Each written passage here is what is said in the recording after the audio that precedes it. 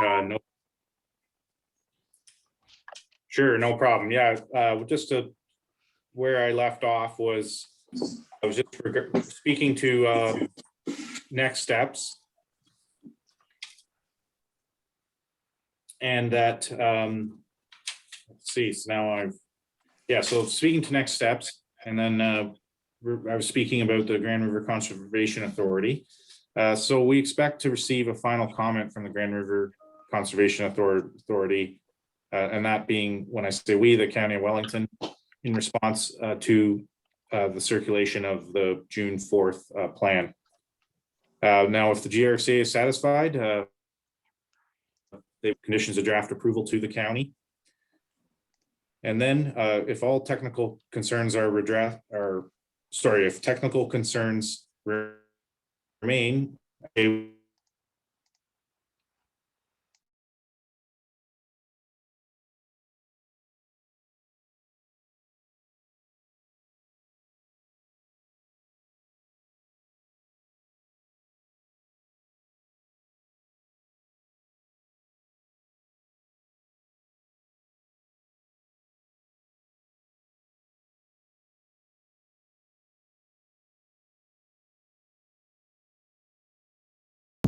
Thought I heard Karen was perfect. Okay, back again. Sorry, Curtis. oh, We'll give no it problem.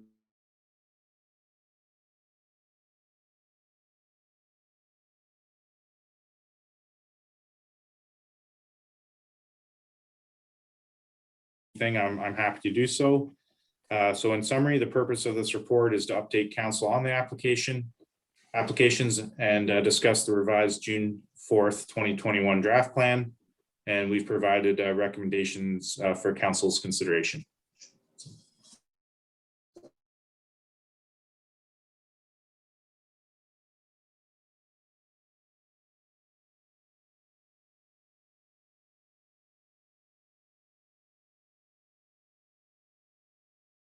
Okay, go ahead, Dan.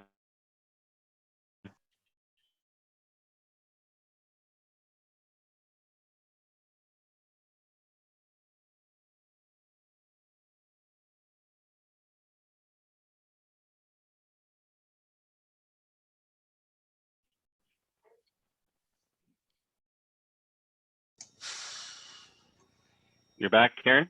Again, I'm not sure for how long.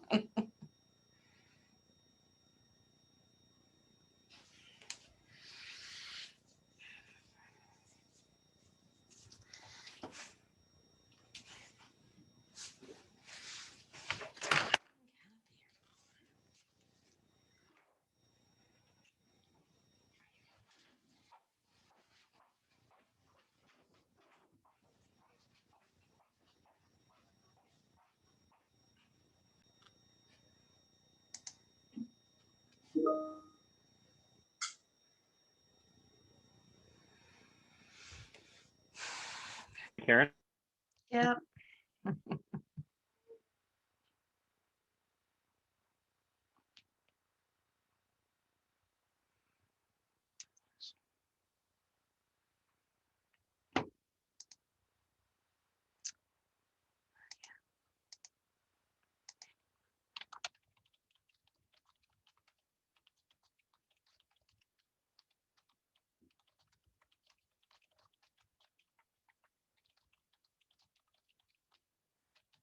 Comments and questions.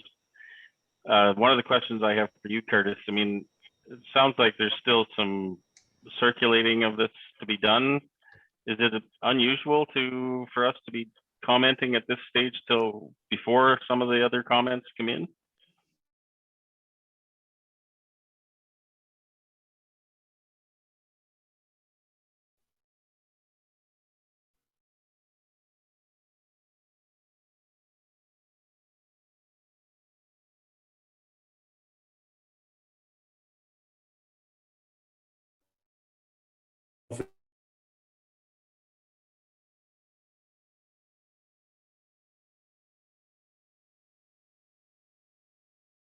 We will be waiting.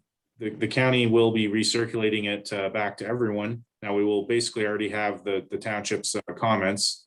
So if there's, it wouldn't be any additional work from the township. However, if the GRCA did have some comments and they were required the plan to change slightly, that's where the township may want to look at things again if the lands were, the layout was changed in a significant way. But so I guess to answer your question, I think the township could provide a comment since you're simply providing an endorsement. And the county process would ensure that all the outstanding agency matters are addressed. Okay, I guess one of the reasons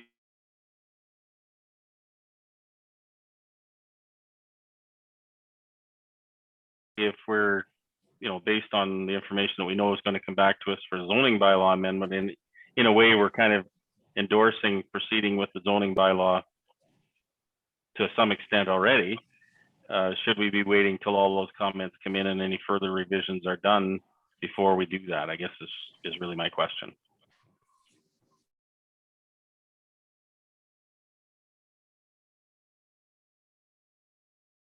Township could wait to see that, all the agency comments are addressed, including the Conservation Authority. I think in this case, the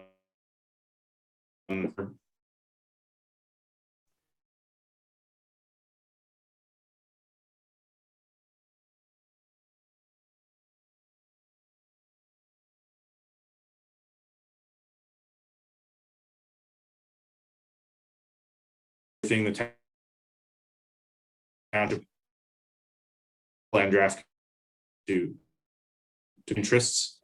I think the one item is in terms of the Grand River Conservation Authority, and if they ultimately sign off, then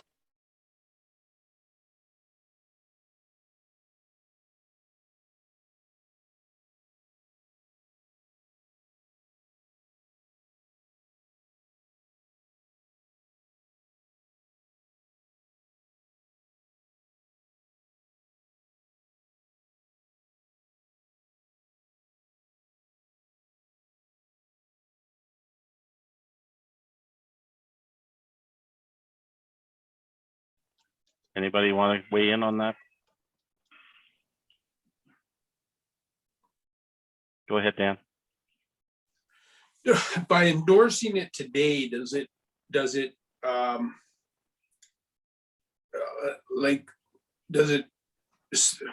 don't know if speed up the process is the right word, or does it just gives them our blessing, so to speak, and then the rest of the things will fall into place? I guess, I mean, if we endorse it, I'm happy to endorse it today, and let it start to move forward,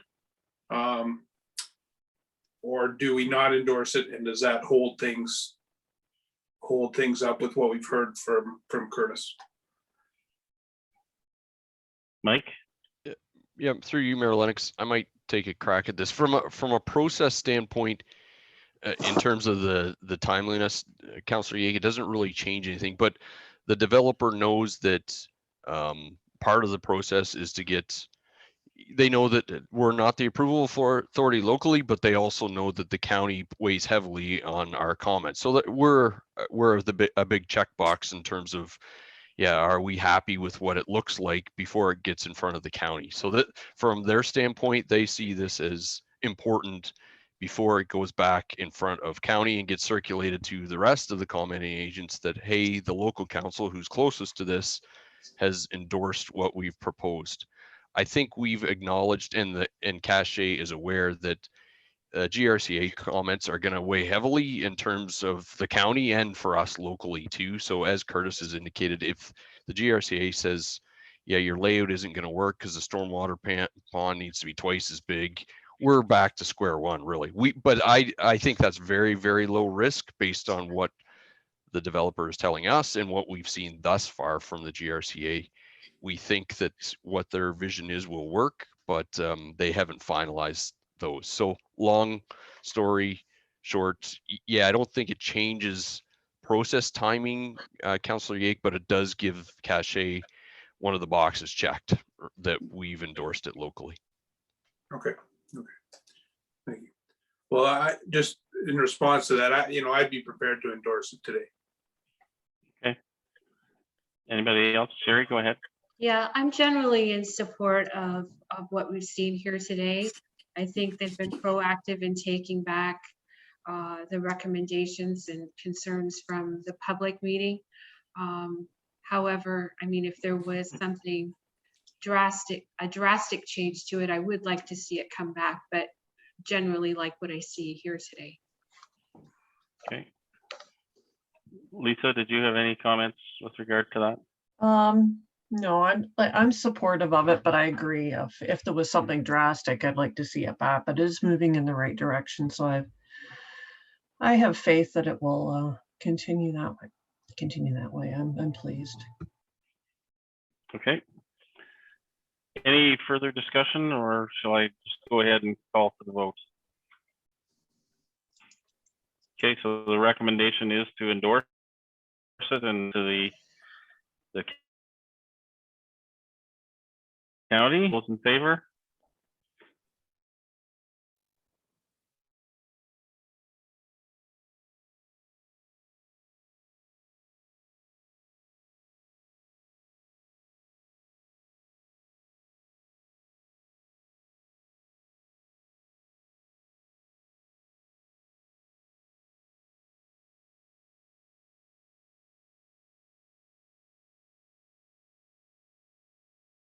Is when we move over to the new dispatch and radio upgrades, how will that affect our mutual aid partners that aren't within the county when we're moving to the county radio system? I'll take those questions, Councillor Burke. I'll answer the second one first because it's the easier of the two. It won't affect our mutual aid partners at all. Actually, it should enhance it because we're working really close with Guelph Dispatch now to fulfill some automatic agreements that, for example, if we go into Southgate, that Dundalk and ourselves will be automatically paid to the exact same time. So a lot of this stuff can be inputted into their computer software program that our software program will link together, which is part of this report. So that it'll actually enhance it. It won't hurt it at all. So that will be a non-issue for sure.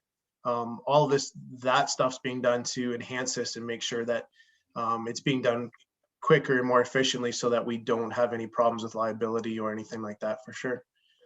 I'll kind of tag team the second one or the first one with Cleese. Cleese did the bulk of the work of the research of this project.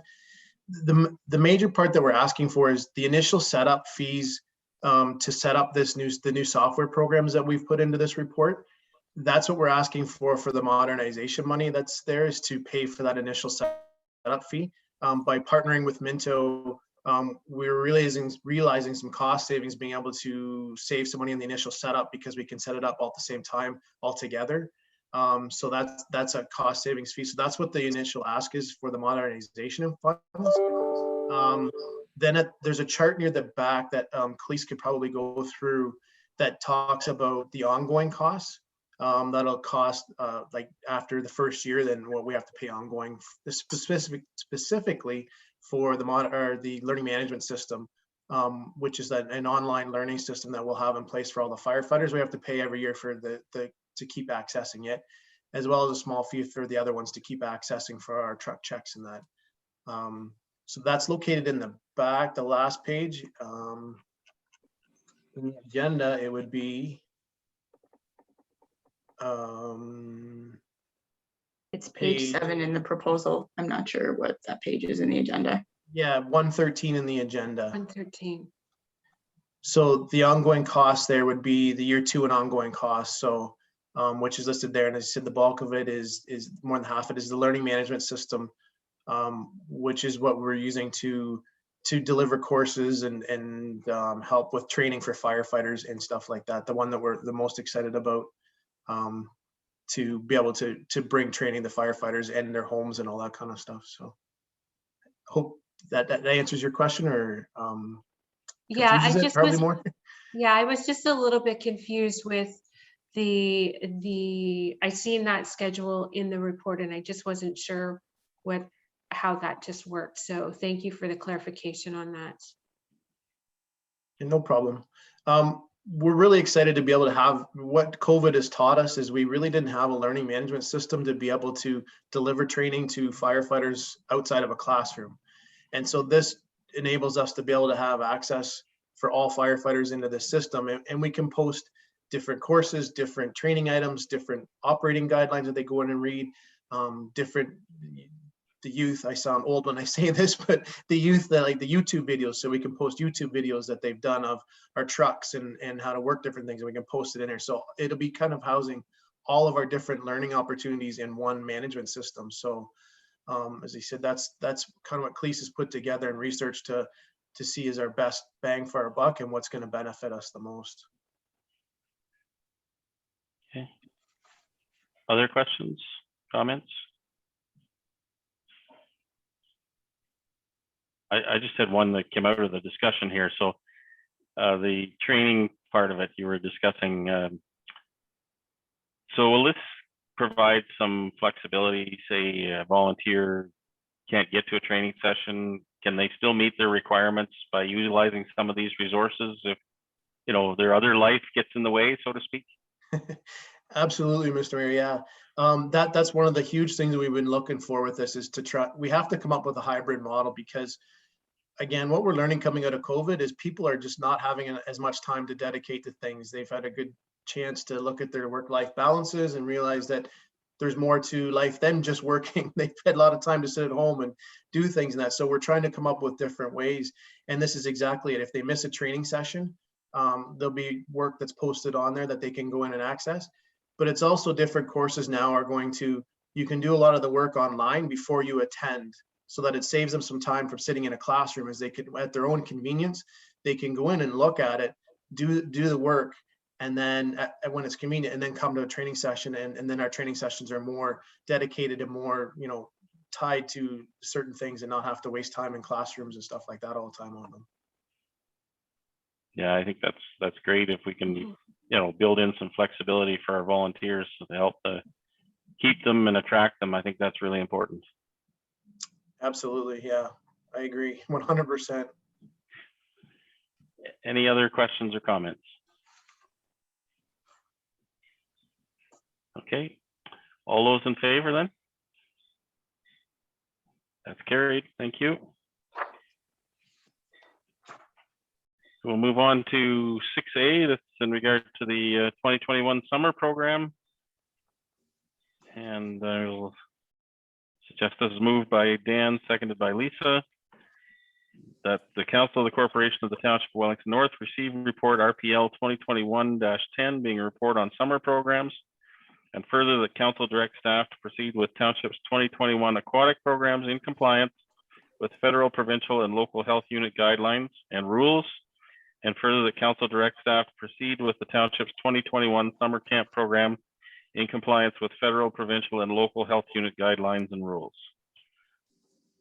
With that, I'll open it up for further discussion. Or go ahead, Dan. I just asked it to be pulled out so that we might get comments from either Matt or Mandy in regards to the programs. We've been talking about it for a while now, and we obviously got this report. So just you know, moving forward, just where are we at? I mean, it's pretty much there, but I guess any additional comments wouldn't hurt. Go ahead, Matt. Yep. Thanks, Mayor Lennox, and thanks for the question, Dan. Yeah, my only comment is just this is the recommendation that staff has been wanting to bring forward as it relates to details on the aquatics and summer day camp program. I would maybe defer to Mandy just for some of those details, if that's all right. Sure. Go ahead, Mandy. Thank you, through you, Mayor Lennox. So as part of the province's reopening plan through stage 1, pools and day camps were allowed to open. There will be an impact, just touching on pools first. There will be an impact to the pool reopening in Mount Forest due to required maintenance of the pool liner in the shallow end. We do anticipate a reopen date of July 12th. And we have our inspection with Wellington, Dufferin Guelph Public Health booked for tomorrow, and we anticipate a reopen date for Arthur of June 21st for swimming lessons and programming. For the families that had already pre-registered for swimming lessons in Mount Forest, we've tried to accommodate them in Arthur or later this summer in Mount Forest, whichever worked better with their schedule. In addition, due to some staffing constraints, so not as many lifeguards and instructors available locally, we've had to, as well as regulations regarding COVID-19, our programming schedule will be impacted this year. And these impacts include closing the pool on Sundays. This will ensure that our staff have adequate time off, and the closure on Sunday will also provide a more consistent schedule for the public. We've added more family swim and lap swim times later in the afternoon during the week. And we have 3 one-hour public swimming sessions on weekdays and 2 on Saturdays. So that's just regarding the pool. I can move on to the day camp or wait. I think you might as well go ahead, Mandy. Okay, thank you. So with our day camp, we are we have planned to have our program begin July 5th and run through to August 27th. So that's a total of 8 sessions with various themes planned. Our day camp coordinator and site leaders have been busy doing programming to meet the themes. We will be doing 1 cohort per location with a maximum ratio of staff to camp participants of 1 to 12. So that will allow us to have up to 24 children per cohort within our day camp. So 48 participants in total for day camp this year, slightly less than in 2019 where we had 32 participants, but that's just based on the cohort sizes that we need to follow for the provincial regulations. Okay, thank you. Any further questions or comments? Go ahead, Dan. Just thank you, Mandy, and thanks, Matt, for all your work in trying to get this put together. We know it's not hasn't been an easy time, and it looks like hopefully things are gonna move forward here for a little while this summer. So thank you.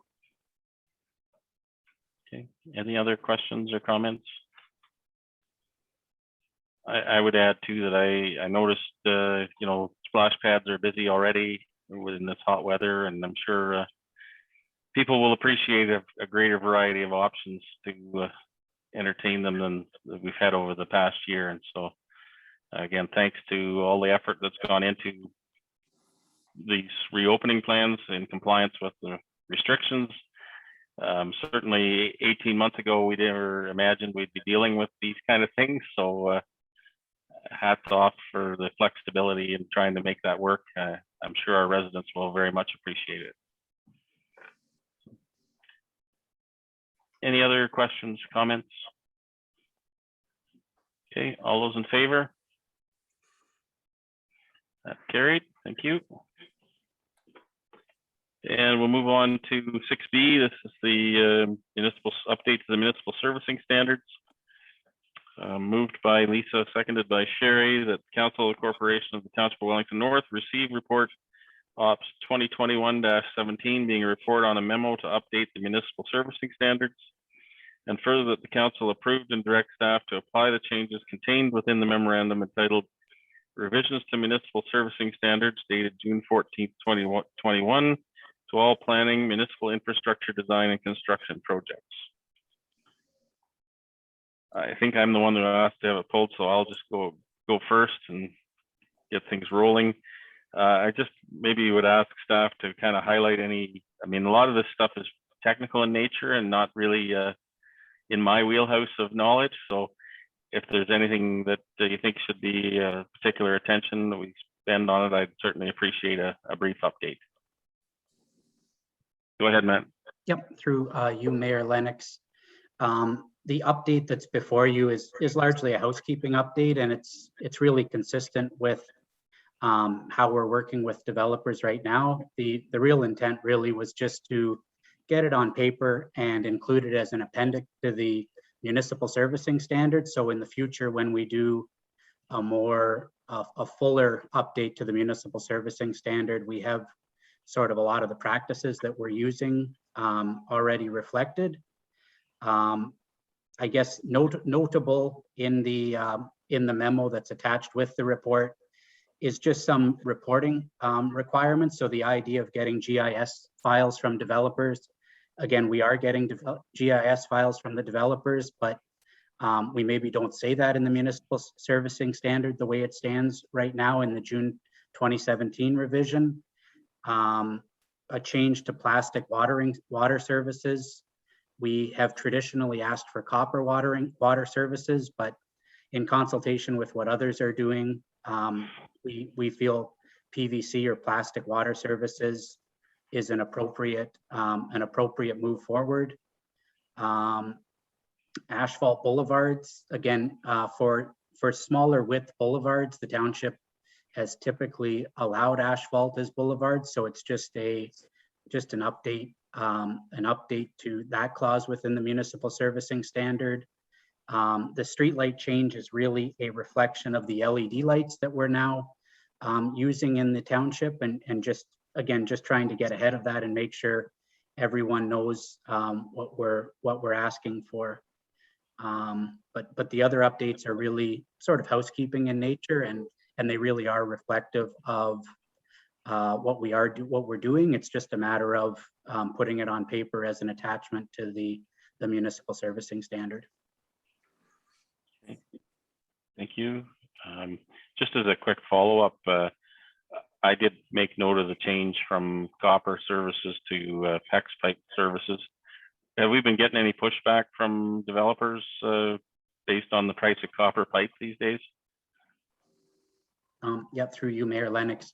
Our experience is that really plastic and copper, surprisingly, is very similar in price. So when we tendered it on Georgina last year, and our price point was, I think, within $100 per service. So it wasn't a significant price.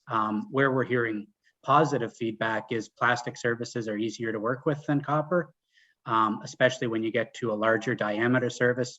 Copper becomes very unfriendly to work with because it's hard to bend, and plastic is, I think, just with the developments and with plastic, it's become a lot more favorable, and plastic doesn't react with maybe some of the soil conditions that get encountered, which is maybe something we've seen with copper over the years, is that the metals react with different soil conditions differently, and sometimes have caused us issue. Okay, thank you. That certainly was not what I was expecting, but that's good information. Any other questions or comments? Sherry, go ahead.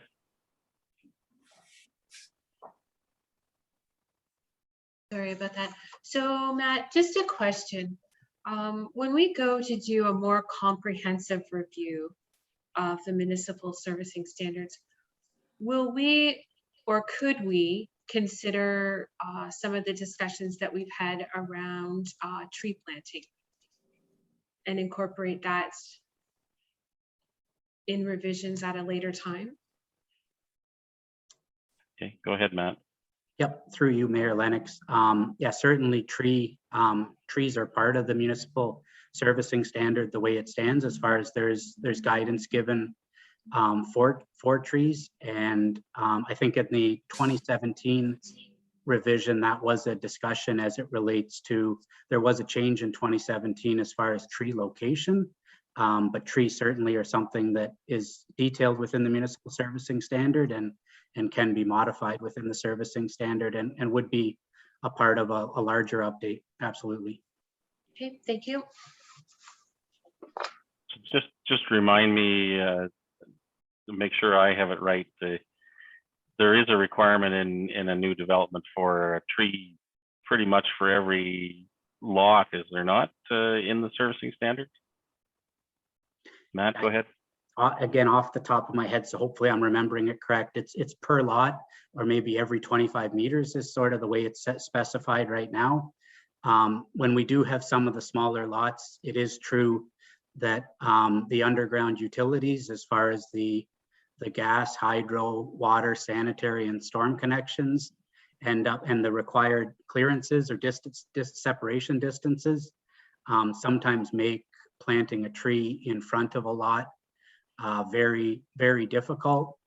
It can be planted, but sort of 10, 20 years out, when that tree has a good root system, we find some of those underground utilities are impacted by the roots that ultimately result from trees.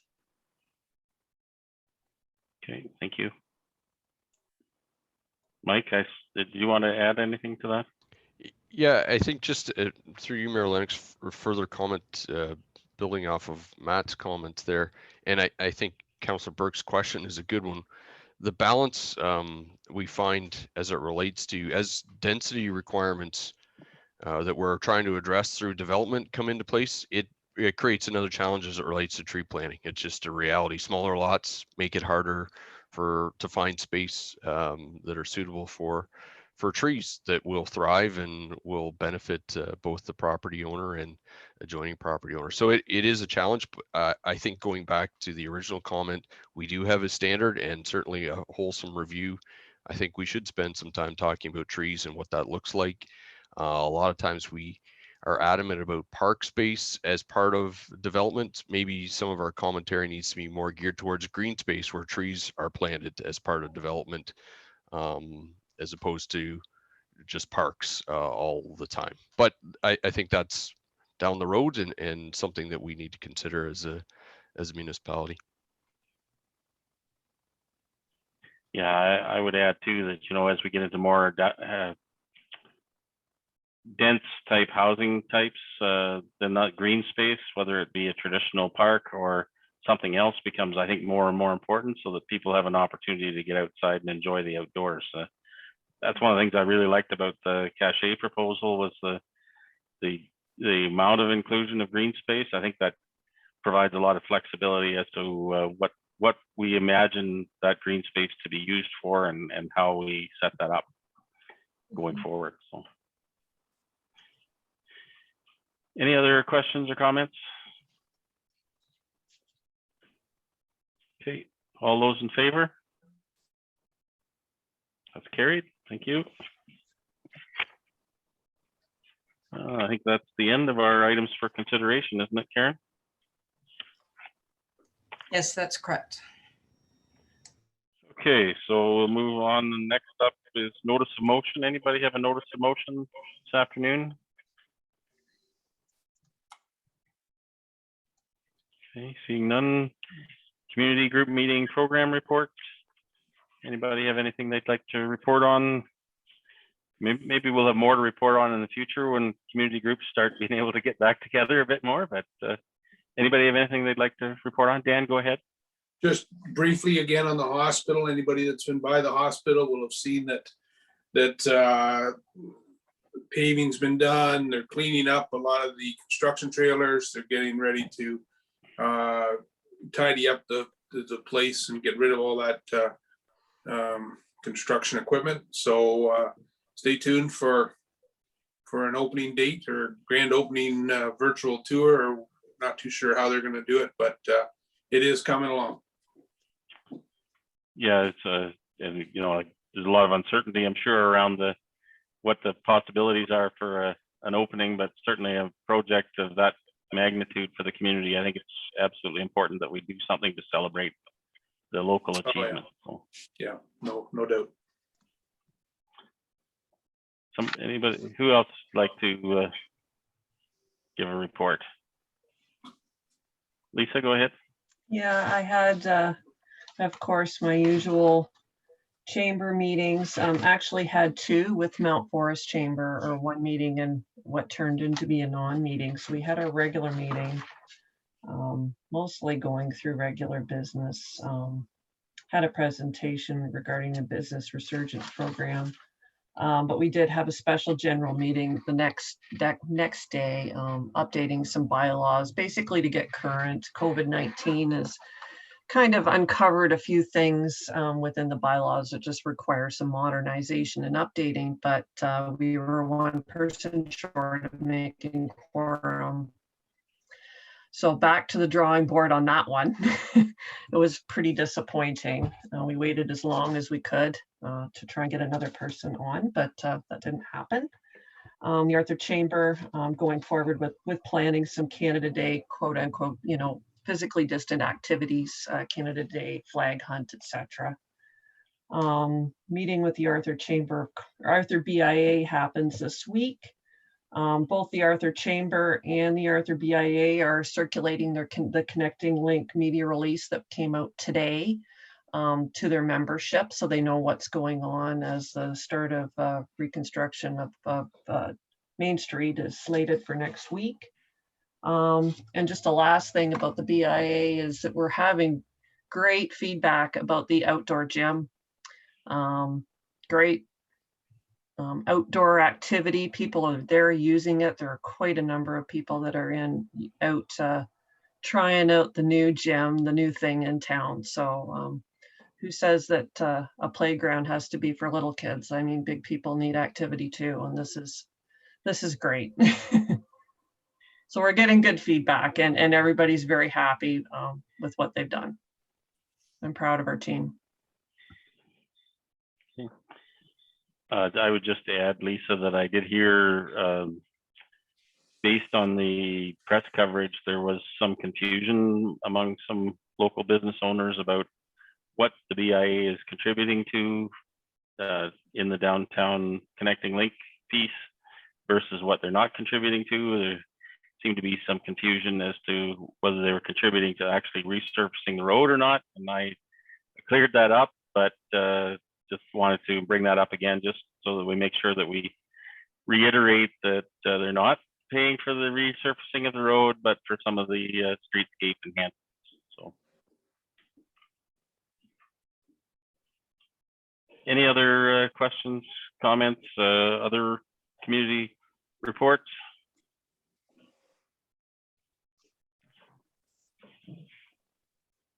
Okay, I'm not seeing any. We'll move on to bylaws. We've got 3 bylaws here. Recommendation moved by Dan, seconded by Lisa, that bylaw number 68-21, 69-21, and 70-21 be read a first, second, and third time enacted.